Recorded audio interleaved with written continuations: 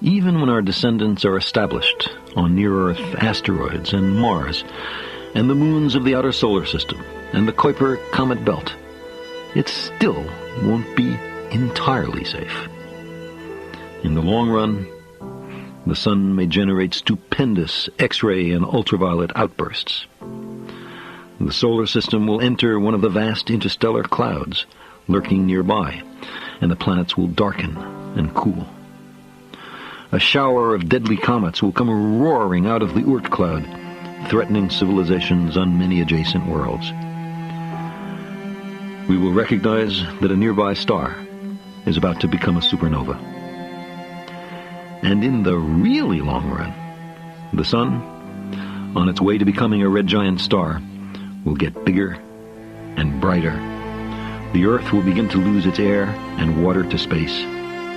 The soil will char. The oceans will evaporate and boil. The rocks will vaporize. And our planet may even be swallowed up into the interior of the sun. Far from being made for us, eventually the solar system will become too dangerous for us. In the long run, putting all our eggs in a single stellar basket, no matter how reliable the solar system has been lately, may be too risky. In the long run, as Tsiolkovsky and Goddard long ago recognized, we need to leave the solar system. Such a future would, I think, naturally evolve by slow increments, even without any grand goal of interstellar travel. Here's how it might work.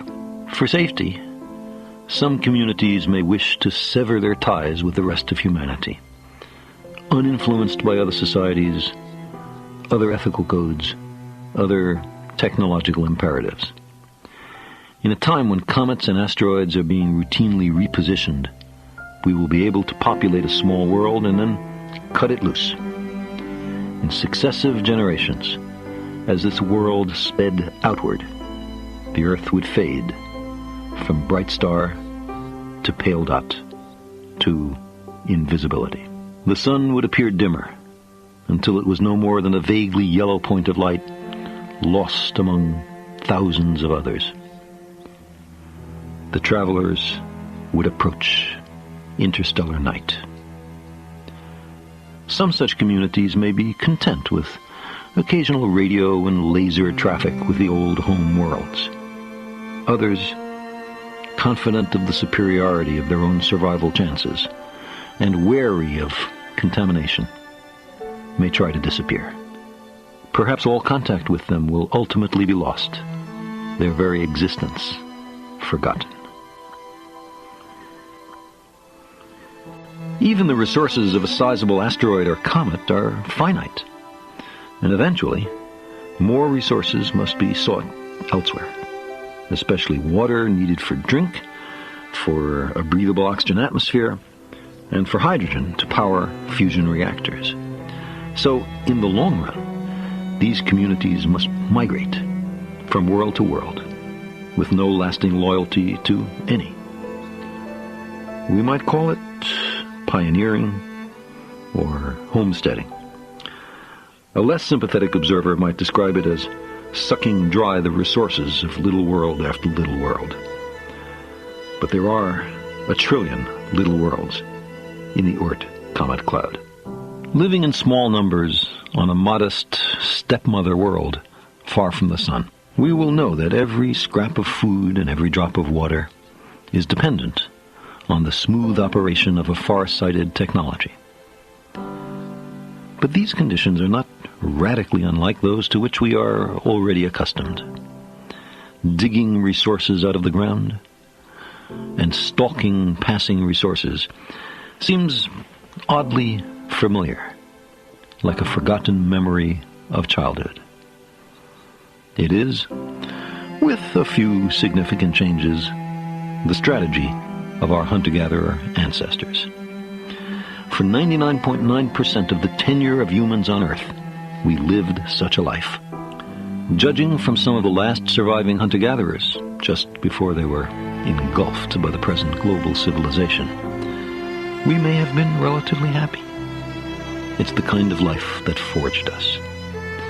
So, after a brief, only partially successful, sedentary experiment, we may become wanderers again.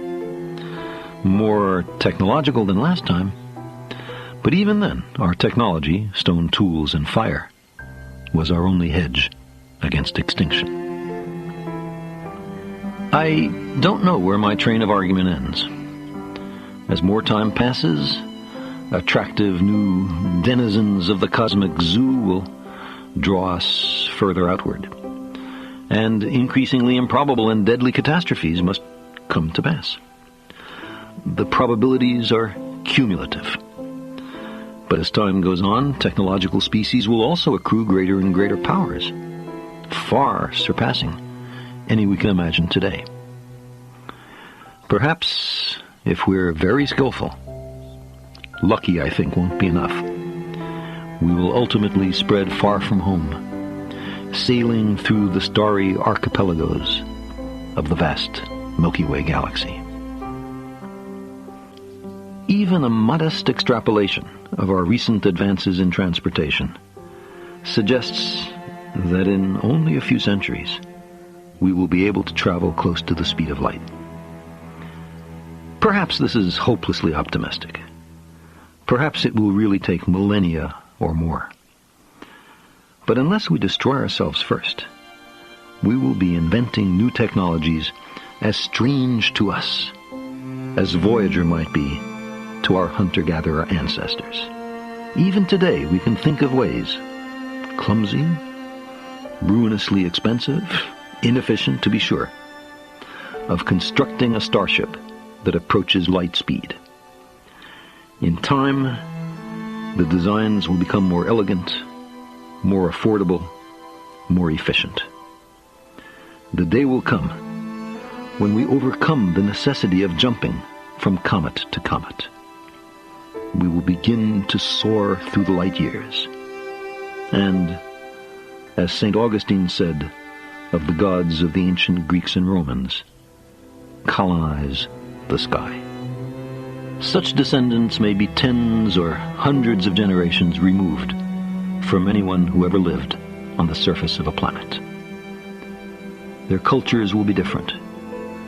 Their technologies far advanced. Their languages changed. Their association with machine intelligence much more intimate.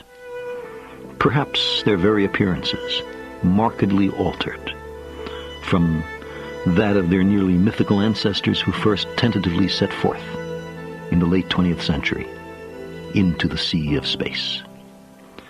But they will be human, at least in large part. They will be practitioners of high technology. They will have historical records.